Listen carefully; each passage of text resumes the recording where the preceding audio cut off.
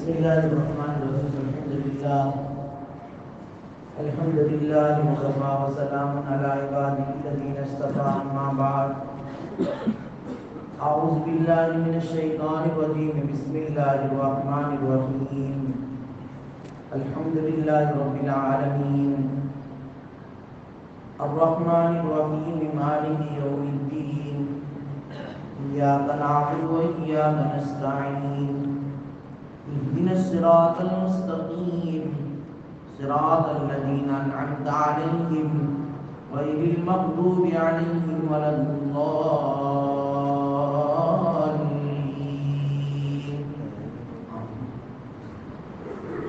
صدق الله مولانا العظيم.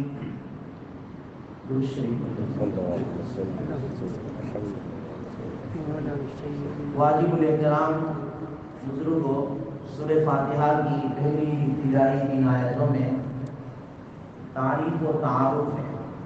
اللہ کی تعریف ہے، اللہ کا تعارف ہے. اس کے بعد اللہ تبارک و تعالیٰ نے دعا کا طریقہ بتایا، سکھایا، سفر آخرت کا شوق دلایا. اس میں سامان سفر جو عبادت ہے توسا، اس کا ذکر کیا.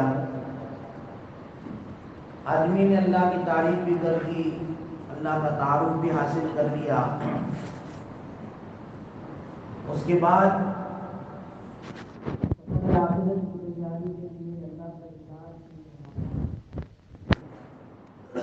سامان سفر یعنی توشہ جو ہے وہ عبادت کا بھی لے لیا، سواری جو ہے عون اور استعانت کی لے لی، استقامت والا راستہ لے لیا.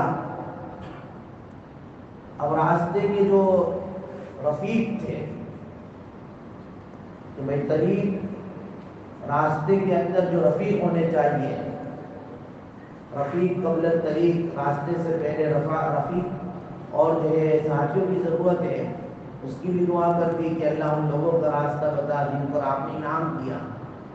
اور انعام کن لوگوں پر کیا؟ جیسا کل بتایا کہ 4 لوگ ہیں، انبیاء علیہ السلام، صدیقین، شہداء، صالحین. یہ منعم علیہ لوگ ہیں جن پر انعام کیا گیا تھا. انبیاء علیہ السلام تو علمی اعتبار سے، عملی اعتبار سے بالکل کامل ہوتے ہیں اور اپنے اپنے امت کے لیے کامل رہنما ہوتے ہیں. علم بھی کامل، عمل بھی کامل. اس لیے ہر نبی اپنی امت کو یہ کہتا تھا فاتقوا اللہ واطیعون، اللہ سے ڈرو، میری اطاعت کرو. اور اللہ کے نبی سے بھی کہلوایا فاتبعونی یحببکم اللہ، بھائی اللہ سے اگر تمہیں محبت ہے تو میرا فالو کرو، میری اتباع کرو، میرے نقش قدم پر چلو، تو پھر تم اللہ تعالیٰ سے مل جاؤ گے، اللہ کی جنت تم کو مل جائے گی. نقش قدم نبی کے ہے، جنت کے راستے، اور اللہ سے ملاتے ہیں سنت کے راستے. جتنی بھی سنتیں ہیں سب اللہ سے ملاتے ہیں. تو نبی نے بھی اعلان کیا کہ فاتبعونی یحببکم اللہ، میری اتباع کرو. اگر تم کو اللہ سے محبت ہے اور تم اللہ کی محبت کے دعوے دار ہو تو میرا فالو کرنا پڑے گا. تو دعا کے اندر اللہ تعالیٰ نے یہ بات سکھائی، اللہ ان لوگوں کا راستہ بتا جس پر تو نے انعام کیا، نبیوں والا راستہ. ظاہری بات ہے کہ نبی کو جو ہے قرآن اور قرآن کے احکامات والا راستہ اختیار کرتے ہیں. ہر نبی اپنی زمانے کی جو کتاب ان کو دی جاتی ہے اس کے مطابق راستہ وہ لیتے ہیں عمل کے اعتبار سے. صدیقین، انبیاء کے بعد سب سے بڑا درجہ صدیقین کا ہے. انبیاء علیہ السلام کا درجہ نمبر 1 اور نمبر 2 پر جو ہے صدیقیت کا درجہ. جو صدیق ہوتا ہے اس کے پاس بھی علم ہوتا ہے، عمل ہوتا ہے. نبی کے برابر تو نہیں لیکن نبی جیسا، اس کی سوچ اور اس کی جو ہے فکر، اس کے جو ہے بول وہ نبی کی طرح ہوتے ہیں. نبی سے کم درجہ ہوتا ہے لیکن اس کا مقام نبی کے بعد ہوتا ہے. اور یہ صدیقیت کا مقام آدمی کو کب حاصل ہوتا ہے؟ جب آدمی ہر قول ہر فعل میں سچا، اس کی بات میں بھی سچا اس کے عمل میں بھی سچا، صرف زبان جو ہے خرچی نہ ہو، جو کہے وہ کر کے دکھائے، جیسا حضرت ابوبکر نے کر کے دکھایا، اس لیے صدیق کا لقب ان کو ملا، صدیق کا لقب ملا۔ اس لیے ابوبکر رضی اللہ تعالیٰ عنہ کی سوچ وہی ہوتی تھی جو نبی کی ہوتی تھی۔ مقام حدیبیہ کے موقع پر اللہ کے نبی صلح کروا رہے تھے کافروں سے، اور کافر جو کہتے تھے وہ اللہ کے نبی لکھوا رہے ہیں۔ حضرت عمر تو جلا ہی تھے، ان سے تو رہا نہیں گیا، اللہ کے نبی کے پاس جا کر کھڑے ہو گئے اور کہا اللہ کے نبی پہلے یہ بتاؤ کہ ہم دین حق پر جو ہے وہ ہم حق پر ہے کہ باطل پر ہے، ہمارا دین سچا ہے کہ جھوٹا ہے، ہم غلط ہے کہ صحیح ہے؟ اللہ کے نبی نے کہا بالکل حق پر ہے، صحیح ہے۔ پھر دب کر سلا دی، پھر وہ جو کہتے آپ کیوں مانتے ہو؟ اللہ کا حکم، لا یطیعنی اللہ، اللہ مجھے ضائع نہیں کرے گا، آپ فکر مت کرو، یہ جو ہوتا ہے اللہ کے حکم سے ہوتا ہے۔ حضرت عمر رضی اللہ تعالیٰ عنہ سے دیکھا نہیں جاتا تھا، وہ تو بہت ہی جلالی تھے کہ بھئی تمہارا آدمی آئے گا تو ہم واپس نہیں کریں گے، ہاں ہمارا آدمی تمہارے پاس آئے تو ہمیں واپس کر دیں گے۔ شرائط ایسی تھی، ہم کہتے تھے کہ بالکل روٹی بات، بالکل روٹی، لیکن اللہ کے نبی ہر شرط کو منظور کر رہے ہیں، اور حضرت عمر ان کو ایک چڑھتی تھی ایک اترتی تھی۔ حضرت نبی کریم صلی اللہ علیہ وسلم نے یہ کہہ دیا کہ وہ اللہ نے مجھے ضائع نہیں کرے گا اور یہ اللہ کا حکم ہے، اس لیے خاموش ہو گئے، لیکن خاموش ہو گئے پھر بھی رہا نہیں گیا، ابو بکر کے پاس آئے، ابو بکر کے پاس آ کر کہنے لگے کیا ہو رہا ہے، یہ کیا ہو رہا ہے؟ دیکھو حضرت ابو بکر کو نہیں معلوم کہ اللہ کے نبی نے ان کو کیا جواب دیا، ان کو نہیں معلوم، لیکن ابو بکر نے حضرت عمر کو کیا جواب دیا؟ وہی جواب دیا جو نبی نے دیا، وہی الفاظ کہے جو نبی نے کہے۔ عمر کے اثر کے کندھے پر ہاتھ رکھا اور کہا بھائی عمر لا یضیعہ اللہ، اللہ ان کو ضائع نہیں کرے گا، آپ بہت بڑے، آپ کیوں فکر کرتے ہو، وہ نبی ہے، ان کا کام ان کو کرنے دو نا۔ وہی الفاظ، دیکھو وہی سوچ۔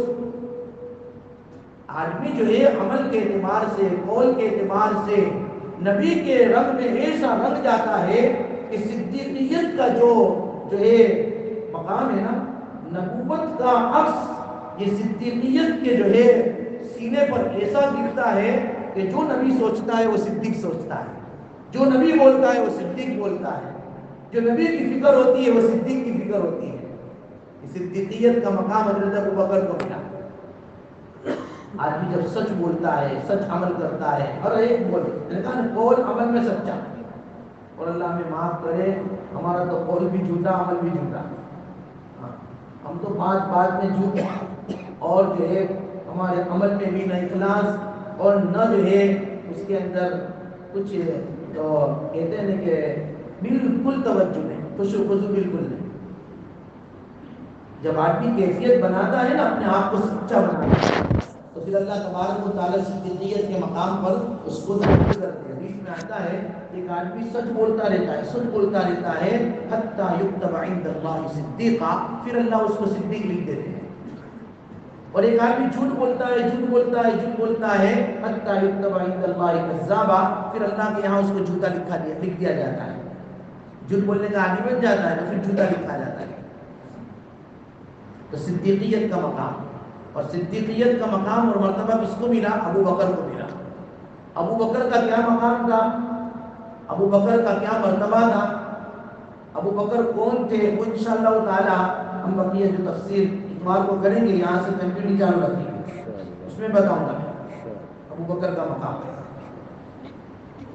اب مختصر سورت پوری کریں گے، ابھی پوری نہیں ہوگی، سورت شروع ہے، وہ انشاءاللہ تعالی اتوار کی تفسیر میں اس کو جو کریں گے، اس کو پوری کریں گے۔ تو انعمت علیہم میں انعام علیہم لوگ جو ہے نبی ہے، صدیق ہے، شہید ہے۔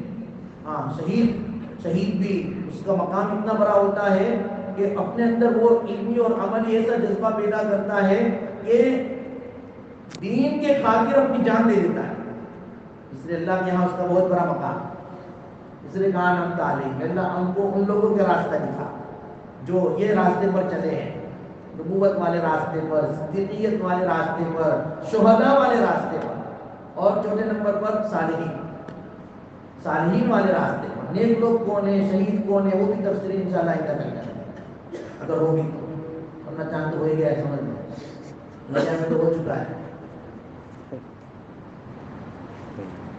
ورنہ اتوار کو انشاءاللہ تعالیٰ اس کو ہم بیان کریں گے۔ تو صراط الذین انعمت علیہم، ان لوگوں کا راستہ جس پر آپ نے انعام دیا۔ ہاں جب آدمی سفر آخرت کے لیے نکل گیا، راستے میں سفر بھی، رفیق بھی اچھے مل گئے، تو پھر آدمی کو خطرہ رہتا ہے کہ بھئی راستے کے اندر کوئی دشمن نہ آ جائے، کوئی دشمن آ کر راستہ کاٹ نہ دے، یا راستے کے اندر بم نہ ڈالے، اس کا غم ہوتا ہے۔ راستے میں دشمن بم نہ پھینکے، اس کا غم ہوتا ہے۔ اس لیے غیر المغضوب علیہم ولا الضالین کہا، اے اللہ ان لوگوں کا راستہ مت بتانا جس پر تیرا غضب نازل ہوا، جو گمراہ ہوئے۔ مغضوب علیہم ان لوگوں کو کہا جاتا ہے جن کو حق کا علم ہوتا ہے لیکن جیتا وہ دانستہ، یعنی جان بوجھ کر حق بات کو نہ مانے، جان بوجھ کر ان کو معلوم ہے کہ یہ بات صحیح ہے لیکن پھر بھی انکار کریں۔ وہ یہ یہودی تھے، یہودی کو معلوم تھا کہ نبی برحق ہے، یعرفونہ کما یعرفون ابناءہم، وہ نبی کو تو ایسے پہچانتے تھے جیسے کوئی باپ اپنے بیٹے کو پہچانتا ہے۔ ہاں باپ اپنے بیٹے کو پہچاننے میں غلطی نہیں کر سکتا، یہودی بھی غلطی نہیں کر سکتے تھے، لیکن اس کے باوجود انکار۔ اس کو غیر المغضوب کہا، یہ غیر المغضوب سے مراد یہودی ہے۔ فباؤ بغضب علی غضب، اللہ ان پر ناراض ہوئے، بہت ناراض ہوئے، غضب ناک ہو گئے۔ یہ مغضوب علیہم لوگ ہیں کہ اللہ یہودیوں کا راستہ ہمیں مت بتا۔ سورہ فاتحہ کا ترجمہ معلوم ہونا، اس لیے یہ بار بار ریپیٹ کرایا جاتا ہے کہ بھئی ہم نمازوں میں پڑھے اور غیر المغضوب کہے، اور پھر ذہن میں رہا کہ اللہ یہودیوں کا راستہ ہمیں مت بتا، ہم دعا کر رہے ہیں، اور باہر نکل کے یہودی کی طرح کپڑے بھی پہنتے ہیں، یہودی کی طرح بال بھی گجاتے ہیں، جیسا میں نے بتایا، حالانکہ یہاں دعا کروائی جاتی ہے۔ غیر المغضوب، اللہ ان لوگوں کا راستہ مت بتانا، اللہ ان لوگوں کے راستہ جو گمراہ ہو چکے ہیں، جس پر تیرا غضب نازل ہو چکا ہے، اب ان کے راستے پر چل کر میں بھی مغضوب علیہ بنوں، میں بھی تیرے غضب کا مستحق بنوں، اللہ ایسا راستہ مجھے مت بتانا۔ ولا الضالین، اور ان لوگوں کا راستہ بھی مت بتانا جو راہ سے بھٹک گئے۔ ضالین کہتے ہیں جن کے پاس علم ہی نہ ہو۔ یہودیوں کے پاس تو علم تھا کہ یہ غلط ہے یہ صحیح ہے، اس کے باوجود بھی وہ غلط راستے اختیار کیے ہوئے تھے، نبی کو نہیں مانتے تھے، نبی کی بات نہیں مانتے تھے۔ اور ضالین سے مراد تو کہتے نصارہ ہے، نصارہ کے پاس علم ہی نہیں تھا، علم نہ ہونے کی وجہ سے وہ گمراہ ہو گئے۔ بہرحال دونوں فرقے مردود ہیں، اللہ کی بارگاہ میں مغضوب ہے، لیکن وہ مغضوب علیہم اور ضالین کی تھوڑی تشریح ہے، تفسیر ہے، وہ بھی انشاءاللہ تعالی اس کے وقت موقع پر جو ہے بتائی جائے گی۔ اللہ تعالی ہمیں کہنے سننے سے زیادہ عمل کی توفیق نصیب فرمائے۔ بہرحال سورہ فاتحہ پورے قرآن کا خلاصہ ہے، اس میں جو ہے ذہن کے اعتبار سے، اس کے معنی کے اعتبار سے آدمی جب سوچے گا تو انشاءاللہ تعالی اس میں بہت ساری ہدایتیں ہیں۔ اللہ تعالی ہمیں عمل کی توفیق عطا فرمائے۔ شریف بسم اللہ الرحمن الرحیم، الحمدللہ رب العالمین، والعاقبۃ للمتقین، والصلاۃ والسلام علی سید الانبیاء والمرسلین۔ اللهم لك الحمد كما ينبغي لجلال وجهك وعظيم سلطانك، يا حي يا قيوم برحمتك نستغيث، اصلح لنا شأننا كله ولا تكلنا إلى نفسنا طرفة عين ولا تنزع منا صالح ما آتيتنا۔ اللهم ربنا هب لنا من أزواجنا وذرياتنا قرة أعين واجعلنا للمتقين إماما۔ اللهم إنا نجعلك في نحورهم ونعوذ بك من شرورهم۔ اللهم إنا نسألك العفو والعافية والمعافاة الدائمة في الدين والدنيا والآخرة۔ اے اللہ ہمارے گناہوں کو معاف فرما، اے اللہ ہماری خطاؤں سے درگزر فرما، سیئات کو حسنات سے بدل فرما۔ رمضان مبارک کا اے اللہ یہ آخری عشرہ اور آخری عشرے کا یہ آخری دن اور آخری دن کے اللہ یہ اوقات بھی ختم ہونے جا رہے ہیں۔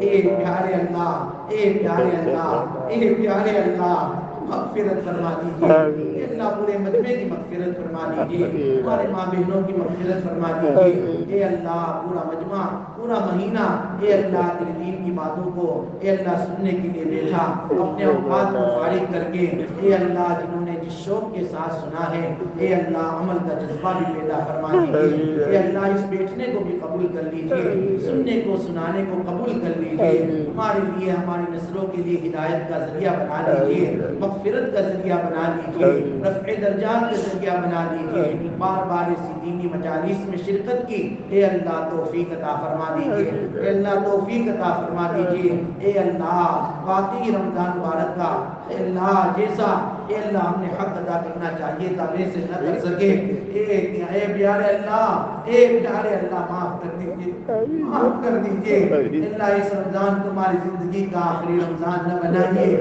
بار بار اللہ رمضان کی برکتوں سے مالا مال فرمائیے، اللہ اگر ہمارے لیے زندگی کا یہ آخری رمضان لکھ دیا گیا ہے، اب کے بعد ہمارے زندگی میں رمضان نہیں ہے، تو اے اللہ ہمیں ان لوگوں میں نہ بنائیے جو محروم ہیں، بلکہ ان لوگوں میں بنائیے اے اللہ جو مرحوم ہیں، جس پر تیری رحمت نازل کی گئی ہے، جن کا رمضان کی عبادتوں کو جن کی قبول کی گئی ہے، اے اللہ ان قبول بندوں میں ہمیں شامل فرما دیجیے، اے اللہ ان چہیتے بندوں میں شامل کر لیجیے، اے اللہ ان پسندیدہ بندوں میں شامل کر لیجیے، اے پیارے اللہ ہم نے جو عبادتیں کی ہے اپنے فضل سے قبول کر لیجیے، اے اللہ ہمارے روزے رکھنے کو قبول کر لیجیے، ہماری زکوٰۃ دینے کو قبول کر لیجیے، ہمارے صدقات خیرات دینے کو قبول کر لیجیے، اللہ ہمارے معتکفین حضرات کے اعتکاف کو بھی قبول کر لیجیے، کوتاہیوں سے درگزر کا معاملہ فرما لیجیے، ان کی دعاؤں میں اے اللہ ہمارا حصہ نصیب فرما دیجیے، اے اللہ جن جن لوگوں نے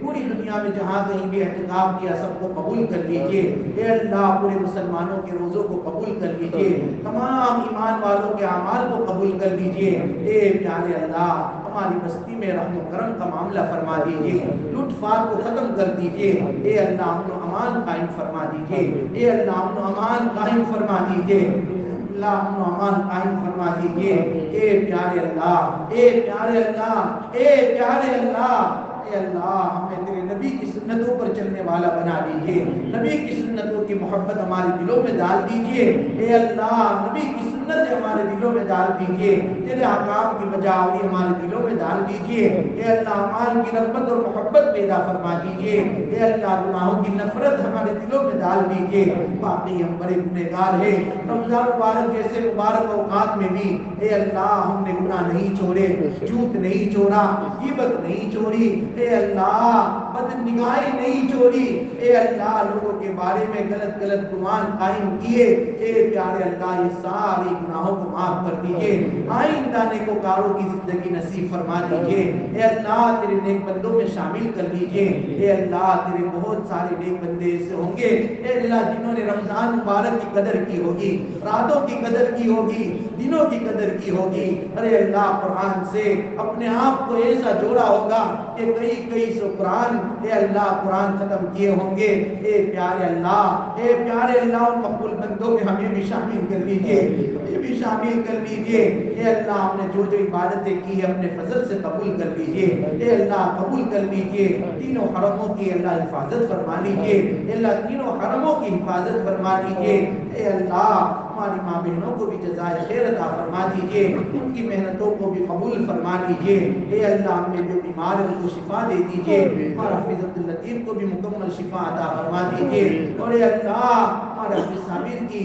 حافظ صدیق کی والدہ کو بھی صحت اور تندرستی عطا فرما دیجیے، اس کے علاوہ اللہ دیگر جتنے بھی مومن مسلمان اے اللہ مرد عورتیں بچے بوڑھے بیمار ہیں اللہ سب کو شفا دے دیجیے، مرحوم ہو چکے سب کی مغفرت فرما دیجیے، ہمارے جتنے بھی محسنین دنیا میں موجود ہے اے اللہ ان کی عمروں میں برکت دے دیجیے، اور اے اللہ جو انتقال کر چکے سب کی مغفرت فرما دیجیے، اے اللہ سب کی مغفرت فرما دیجیے، اے اللہ ہماری پکی سچی توبہ کو قبول کر لیجیے، اے اللہ قبول کر لیجیے، اے اللہ قبول کر لیجیے، اے اللہ قبول کر لیجیے، اے اللہ قبول کر لیجیے، اللہ محروم نہ کریے، اے اللہ ہمیں اس حدیث کا مصداق نہیں بننا ہے جس پر جبرائیل نے ہلاکت کی بد دعا دی ہے، اور اے اللہ تیرے نبی نے آمین کہہ کر اس بد دعا پر مہر لگا دی ہے، اے اللہ اس ہلاکت سے ہمیں بچا لیجیے، اللہ اس ہلاکت سے بچا لیجئے، اے اللہ ہلاکت سے بچا لیجئے، اے اللہ ہلاکت سے بچا لیجئے، اے اللہ ہمیں قبول کر لیجئے، اے اللہ ہمیں قبول کر لیجئے، اے اللہ ہمیں قبول کر لیجئے۔ پیارے نبی علیہ السلام نے اے اللہ رمضان مبارک کے آخری جو ہے اوقات میں، آخری گھڑیوں میں، افطار کے مواقع پر جتنی بھی خیر و بلائی کی دعائیں مانگی، وہ ساری خیر و بلائیاں ہمیں اور پوری امت کو عطا فرما دیجئے، اور جتنی بھی شرور سے فتن سے پناہ چاہیے ان تمام سے اللہ ہمیں پناہ دے دیجئے، اے اللہ پناہ دے دیجئے۔ اللہم ربنا تقبل منا انکا انت السمیع العلیم وتب علینا انکا انت التواب الرحیم۔ ان اللہ وملائکتہ یصلون علی النبی یا ایھا الذین آمنوا صلوا علیہ وسلموا تسلیما۔ اللہم صل علی سیدنا محمد وعلى آل سيدنا محمد وبارك وسلم۔ سبحان ربك رب العزة عما يصفون وسلام على المرسلين والحمد لله رب العالمين برحمتك